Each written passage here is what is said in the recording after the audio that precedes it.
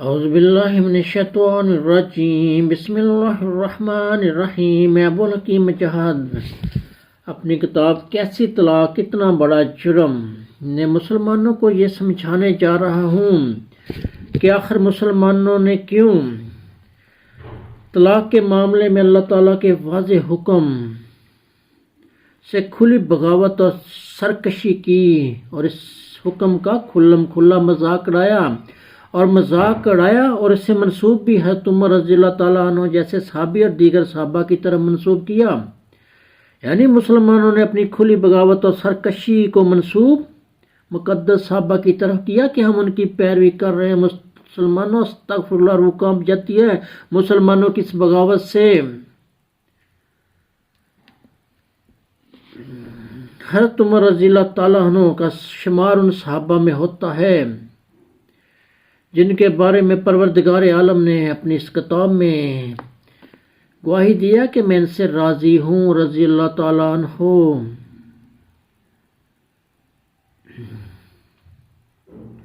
حضرت عمر رضی اللہ تعالیٰ عنہ کا شمار ان صحابہ میں ہوتا ہے مسلمانوں جن کا دین اسلام میں بہت اونچا اور اعلیٰ مقام ہے،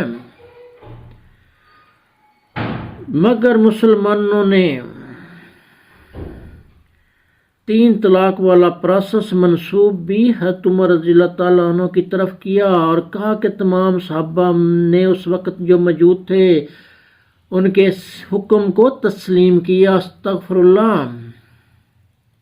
مسلمانوں، میں نے تمہیں سمجھایا تھا اپنے پہلے بیان میں سچی کتاب کا قانون کہ آئین سازی کا اختیار اللہ تعالیٰ نے صرف اور صرف اپنے پاس رکھا، اپنے کسی نبی یا رسول کو نہیں دیا۔ تو پھر صحابہ نے یہ تصور بھی مسلمانوں تم کیسے کر سکتے ہو کہ صحابہ نے پروردگار عالم کا یہ حکم ماننے سے صاف انکار کر دیا۔ ان الذین کذبوا بآیاتنا، بے شک جن لوگوں نے جھٹلایا ہماری آیات کو، واستکبروا عنہا، سرکشی اختیار کی ان سے، لا تفتح لهم ابواب السماء، نہ کھولے جائیں گے ان کے لیے دروازے آسمان کے، ولا يدخلون الجنۃ، نہ کبھی داخل ہوں گے جنت میں، حتی یلج الجمل فی السم الخیاط، جب تک نہ گزر جائے اونٹ سوئی کے ناکہ میں سے۔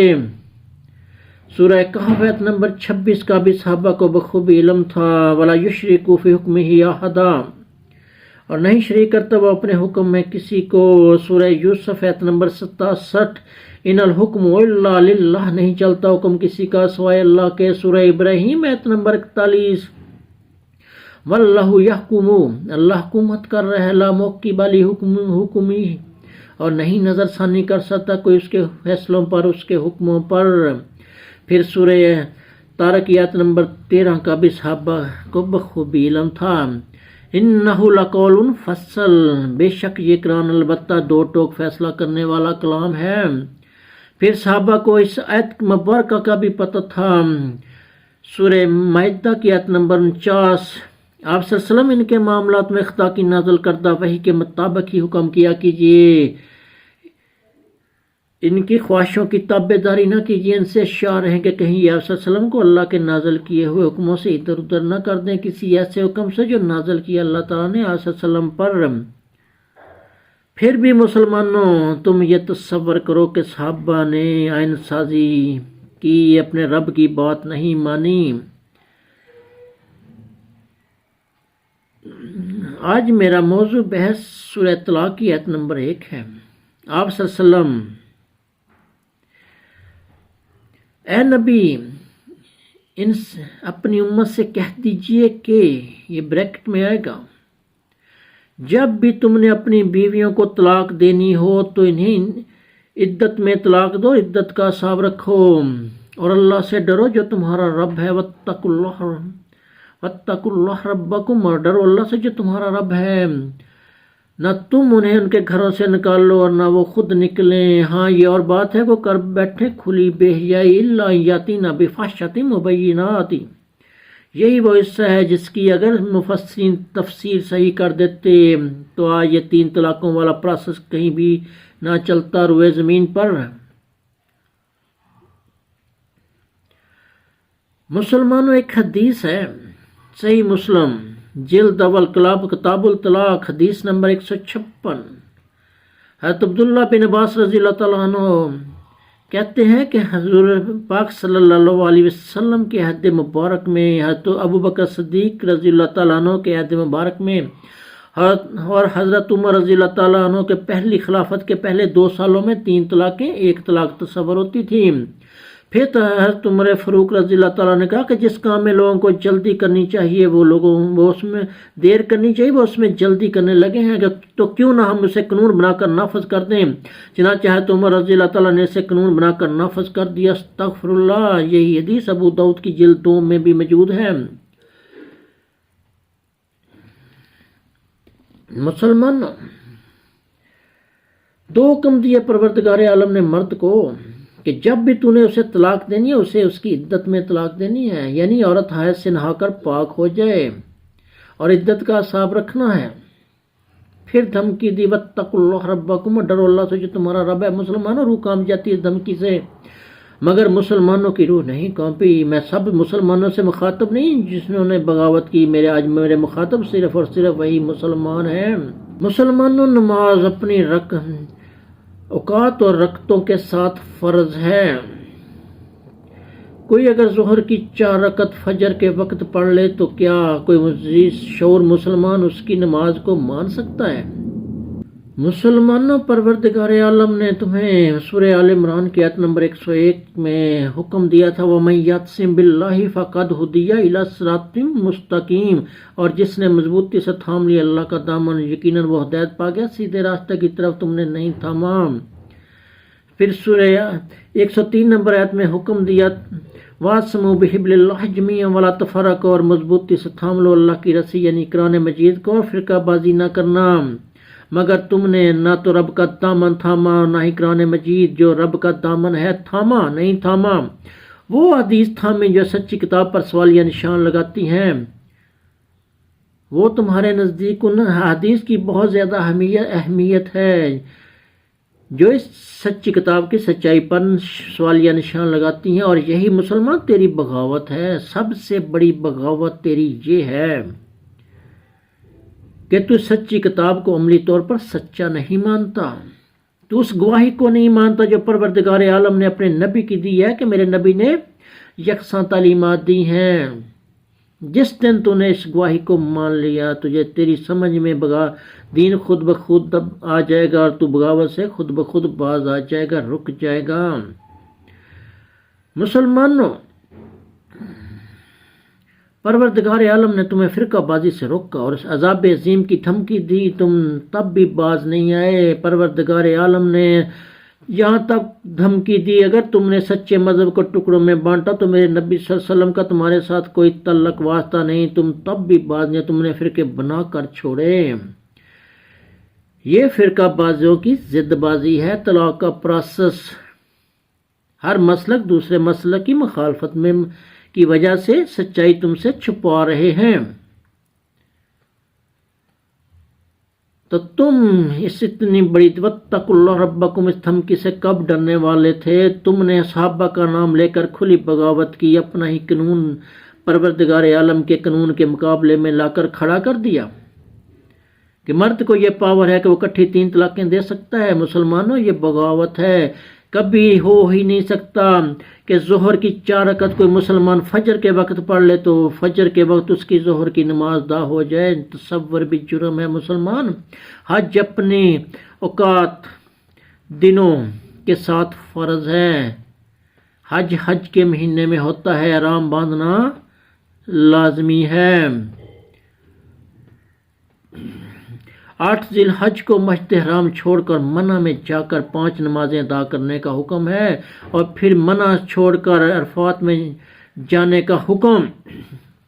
اب آؤ اور 3 دن یہاں گزارو، اور جمرات کو 3 دن کنکریاں مارو۔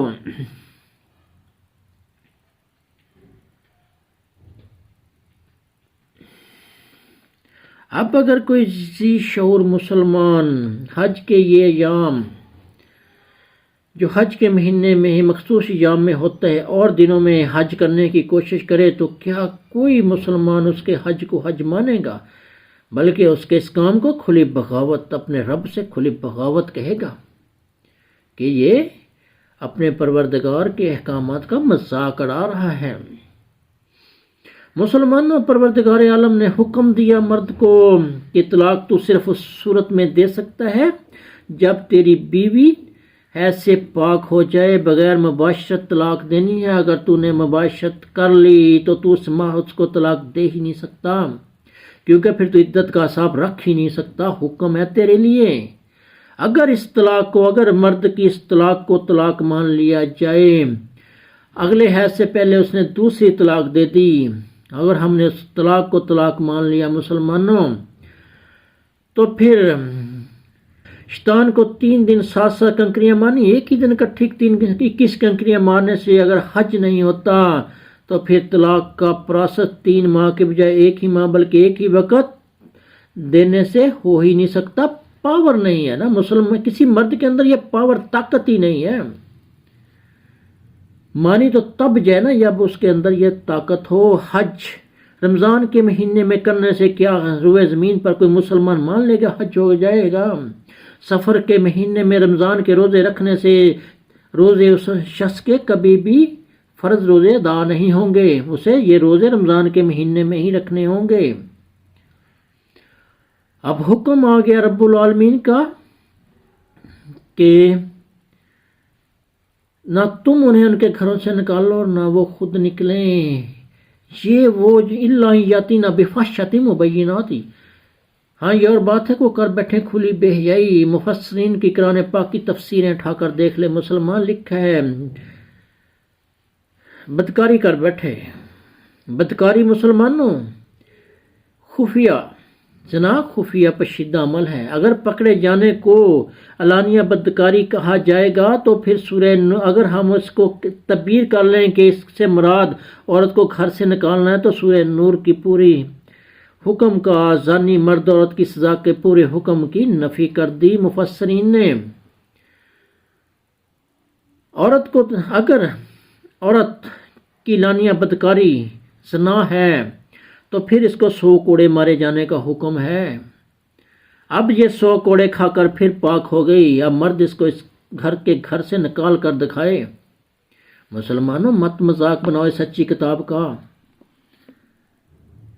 پھر وہ مرد کدھر گیا جس نے اس کی عزت کی طرف دیکھا، داغدار کیا، سزا دونوں کو ملنی ہے اور ترس نہیں کھانا۔ اگر مرد نے اس بیوی کو صرف اس کے گھر سے نکال دیا، مرد چلا گیا، ترس کھا لیا اس نے زنا کی سزا والے حکم سے کھلی بغاوت کر دی۔ اب اگر من گھڑتا حدیث کے مطابق اگر اس عورت کو سنسار کر دیا جائے گا، کیونکہ ہر صورت اس پر حد جاری ہونی ہے، اب عورت سنسار کر دی گئی تو مرد اس کو کس قانون کے تحت گھر سے نکالے گا؟ یہ کھلی بدکاری کیسے بن گئی؟ کہیں تفصیل لکھی گئی ہے عورت بد زبان اور بد اخلاق ہو؟ اگر عورت شیریں زبان ہوتی، خوش گفتار ہوتی تو کیا مرد پاگل ہے کہ اسے طلاق دیتا پھرے؟ کون سا میاں بیوی ہیں جن کے درمیان، شاید کو خوش قسم جن کے درمیان کبھی نہ کبھی لڑائی نہ ہوئی ہو اور نے بد زبانی نہ کی ہو؟ تو اس کا کیا مطلب ہے کہ اپنے شوہر سے لڑنے والی ہر عورت کھلی بدکار ہے؟ نعوذ باللہ من ذالک، استغفر اللہ، یہ تفسیر نہیں بنتی۔ میں تمہیں سمجھاتا ہوں اس سچی کتاب سے تفسیر کیا ہے۔ الا یاتینا بفاحشۃ مبینات، اگر عورت نے اپنے مرد کی 3 طلاق کا پروسیس مکمل کیے بغیر اس مرد کا گھر چھوڑ دیا تو یہ پروسیس اس کی کھلی بدکاری ہے۔ حج کراچی میں کوئی مسلمان کیوں نہیں کر لیتا؟ پتہ نہیں ہوتا، بغاوت ہے۔ اسی طرح یہ عورت پابند ہے کہ طلاق کا پروسیس نے ہر صورت اپنے مرد کے گھر میں گزارنا ہے۔ تبھی تو شاید کہ اس کے بعد اللہ کوئی نئی بات پیدا کر دے۔ اگر اس عورت نے مرد اپنی طلاق کا پروسیس مکمل کیے بغیر اپنے میاں کا گھر چھوڑ دیا تو یہی اس عورت کی کھلی بدکاری ہے، کیونکہ ابھی یہ پہلے مرد کی بیوی ہے، اس نے خلا کے لیے اپلائی بھی نہیں کی، اپنے ماں باپ کے گھر میں جا کر جہاں پر بھی گئی اور اس نے آگے نکاح کر لیا تو یہ ظالموں میں شمار ہوگی۔ اور وہ مرد جس نے 3 طلاقیں اکٹھی دی، سچی کتاب کا کھلا مذاق اڑایا، وہ بھی ظالموں میں شمار ہوگا۔ سورہ بقرہ آیت نمبر 229۔ تلک حدود اللہ فلا تعتدوها، یہ حدود ہیں اللہ تعالیٰ کی، سو مت تجاوز کرنا تم ان حدود سے. ومن یعتد حدود اللہ، سو جو کوئی تجاوز کرتا اللہ کی حدود سے، فاولئک هم الظالمون، سو ویسے یہی لوگ ہیں ظالم. اور پھر ظالموں کی سزا کیا ہے؟ سورہ ہود آیت نمبر 112 اور 113 روح کانپ جاتی ہے.